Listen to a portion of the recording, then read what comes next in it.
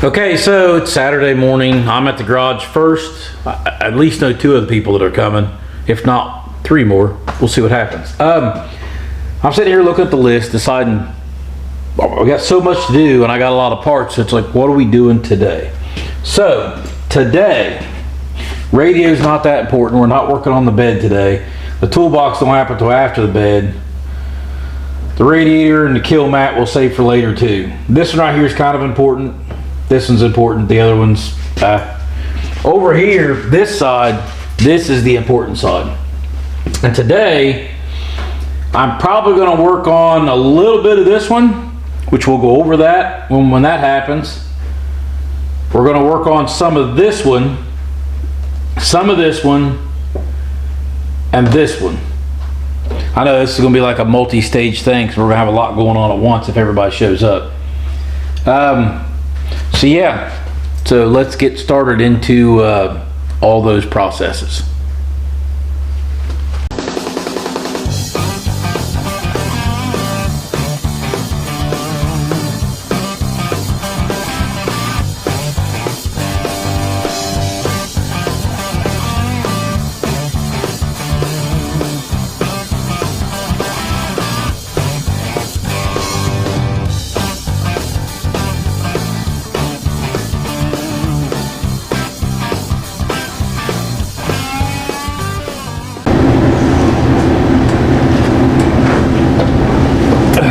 Climbed up here, and yes, I can sit on the fender of this thing. That's how you know it's made with good steel, because it holds me. So if anybody has an International Lodestar and they're working underneath the hood for an extended period of time, might I recommend going and getting a bolt. These things right here, they catch as they go up, and then when you push them again, they'll come back down. You can hit things sometimes and that will release, and this thing will come down and try to cut you in half. Okay, maybe not in half, but it hurts. Take this bolt, shove it through that hole right there. Put me a nut on the back side. And now, it will not unexpectedly come down on me. It's stuck there until I take that bolt out. So, just a little safety tip before you go to work on these Internationals with underneath the hood.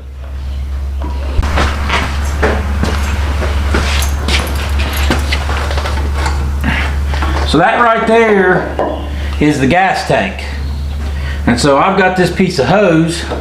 We're going to shove it down in there and try and siphon this tank out, because this fuel's got a little age on it. I haven't put fuel in this thing in like 3.5 years. And so we'll shove that down in there like so. These are not approved gasoline canisters. We're going to dump this in the old white truck because it really don't care what it runs off of. Well, we'll mix it with some fresh. The main thing is I want to get this out because I want to get fresh gas in that, but before I do that, I want to pull that tank and fix the float for the gauges so I've got a gas gauge, because right now I don't. If I want to make a trip, I really would like to have a gas gauge. So, I'm going to use a cool trick. Hey, sounds like some of my help's arrived. I'll cover this up right here, shove it right there.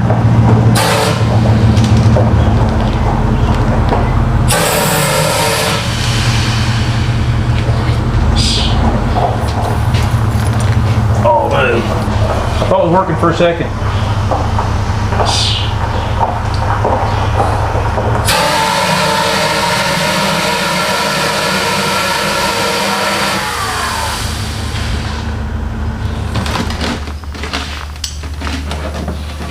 Okay, my siphon's not siphoning. That thing must not be set on the bottom. Either that, there's not that much fuel in that thing. Which might be a good thing.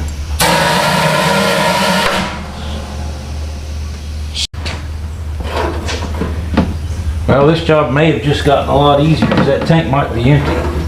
Now watch, this will be the trick where I go to take the tank off and find out that it's just about full. Like, it's not really wet, so maybe it was almost dry. It's not a bad thing. All right, we'll move on from there. Bad part about not having a gas gauge, I guess. Okay, so I didn't really film it, but we dropped the tank out of it. One of the reasons I didn't film it is because I don't exactly condone how we got it out of there. Sparks and gasoline don't mix well. Not the best plan I had, but if you can see, that nut was just not coming off there. So yeah, I gotta clean up here a little bit, but let me show you what's sitting out on the apron of the garage here. So originally the plan was to fix the fuel gauge, right? Well, things have changed. That tank where the straps was has got some leaks that the rust was holding together. They're on the back side here. There and back over there. And there's some other questionable areas I want to take a good look at. So we're cleaning the tank up, and I'm not sure how I'm gonna fix it yet. I have welded on gas tanks before, but it's a whole safety thing, and yeah, we'll figure that out in a bit. We're just gonna inspect, see where we're at. So something else that's going on is that I've got some help that is cleaning these up right now, and we're gonna try and straighten out some of the dents in the rim. It's not that big a deal. There were tires mounted to this already. And we're gonna take a wire wheel and a rust removal wheel to it and try and get some of the rust off of it. And put a little bit of paint on these before we have some tires put on, because those are for the front end. If you're not familiar, that is a Dayton style wheel, which means the hub is on the truck, and we will go into that when we change those. So now on to the next thing. I've heard of those cases before. Oh! You may want to pull your shirt down, showing everybody your manly physique.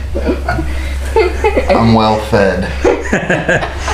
So, as you're assuming, Kagan showed up.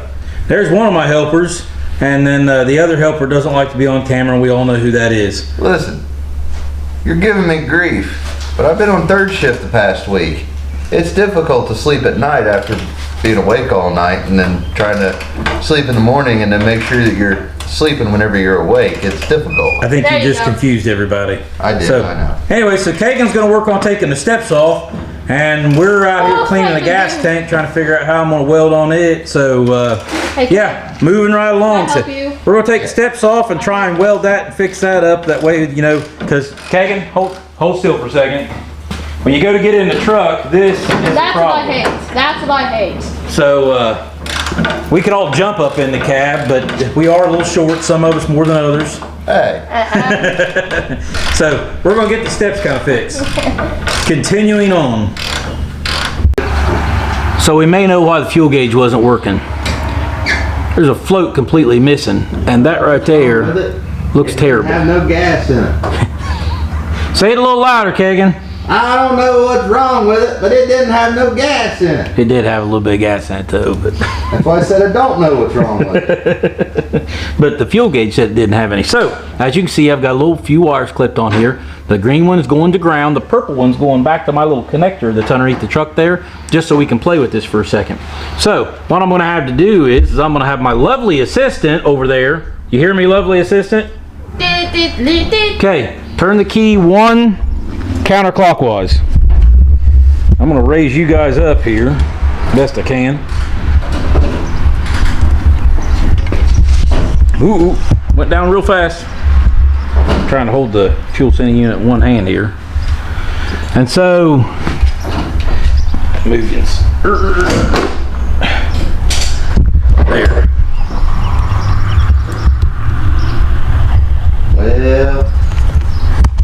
Well, I did that. That well does not sound good. Okay, I don't know how well you can see it, but see right above my finger right there, that's the fuel gauge. There's an orange needle in there. You got the key turned, Corbin? Yeah. Okay. So right now it's setting it empty. No. Well, kind of. I've been messing with it here. So right now it should be getting closer to empty. It's moving down. I see I've got it right here. About 1/4 actually. So I'm going to take and push this up like this. That's all the way full. And so if you look, and it's the gauge right there. You probably can't tell from here, but the orange needle is headed towards full. This gas gauge, as far as the resistance portion of it and the swing arm, still works. I need to clean it up and make it look a little nicer. But the big problem is, see, now we're almost full tank. So that's lovely right there. The problem is right now is that it don't have a float. So I have to figure something out with that. I have a pop bottle in the truck. Kagan wants to put a pop bottle on it. We're gonna see if I can't come up with something a little better than that. But also, my other lovely assistant, who doesn't like being on camera, has been cleaning the fuel tank, and I've got some welding to do. So we'll cover that later. My helper lacked the appropriate upper body strength to hold the wrench while I was turning it, because, you know, they're rusted and it's a predicament to get to, and I had him here on the outside, even though he has smaller hands than me, and that probably would have been helpful for the place I'm trying to get to. But I'm going to show you guys. This is another one of those 1001 uses of ratchet straps. Hold on, you'll love this. Need someone to hold a wrench, but they're not strong enough, and it'll eventually bite you if they keep having to hold on to it. So there we go. I think the frame should be strong enough to hold it. So Update time. Yes, it's hot. I'm sweaty. That grinder died. The little red grinder died. These are pieces off of the, which I kind of straighten that out so I can get measurements. Those are pieces off the step. And this right here is exactly where they was not safe to step on. Kagan has done a lovely job of getting rid of the steps on both sides. That piece of metal used to be the side plate. So no more steps. Now we're going to put steps back on there. I'm going to fab up some bracket work that's going to do a little bit better job. Okay, so back over here, I'm using the blue grinder, letting it cool down for a second, but I'm using one of those wheels right here, which is a stripping disc for stripping paint, rust, and cleaning welds. I'm using that to strip all the rust off of this rim as much as possible. These I've got for 35 bucks a piece. They're just a 22 and a half tubeless wheel that is a Dayton. And the reason I got those is to get rid of these tires in here, which are bias ply. I think they're 8 by 20, maybe they're 9 by 20, I don't remember. Anyways, those are a split rim. And those are what they call the Widowmaker, and yeah, I don't want to run those clear to Indiana and back. So those are getting go bye-bye. Kagan has taken all these spark plugs out, which those are the original spark plugs was in it when I got it. Probably not the original spark plugs from 1968. You can see the porcelain's a little dark on them, and well, that cap was loose. They're auto lights, so they're not the originals. The originals was probably Champions. I put some, it had an AC Delcos, Kagan put them in there, so now it's got new spark plugs. We're going to put new wires on it, and rotor cap, and some other stuff, but that was just something to do for a start. So, the other rim, I've got it cleaned. There's the other step that Kagan got off there. I mean, just junk. The other rim, I have it cleaned. Box of stuff that needs to go in the truck still. Compressor's running over here.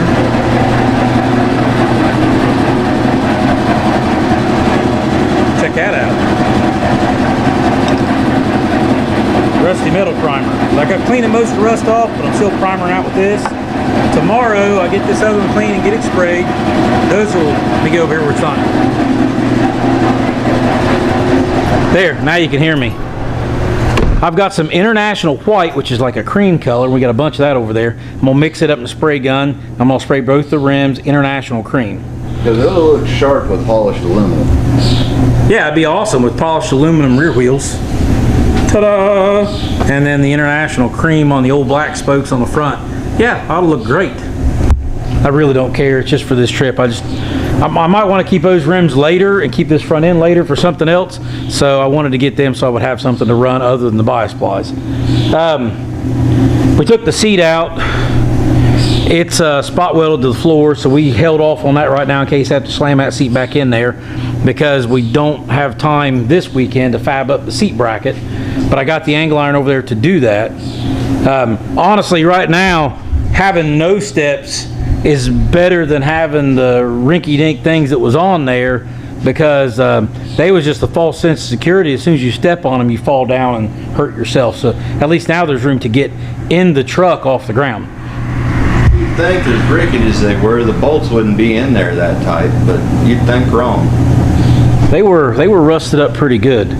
Something that's going to make the list, and we'll go over that here in a little bit when I get this other rim done and up there and painted, is we're not worried about the radio right now, Kagan. I am. It's way too quiet in here. Over there is the gas tank. We've washed it out. It's sun baking right now. We've cleaned it off in some places. I got the gas gauge working. It's got holes in it to drain the water from the gas. There's holes in the side here. There's one right there and two over there that was real thin. I just poked in it real quick. So I'm gonna have to weld up the places where the straps was on this tank. I'll do that tomorrow. Oh, and I gotta get a new line. So I gotta get that off, and I gotta get the other end off and go get a new line so I can get that back up in there. So yeah, there's that. The gas tank was not on the list, but it put itself on the list by developing holes in it. So yeah, good times. Other than that, we're moving right along.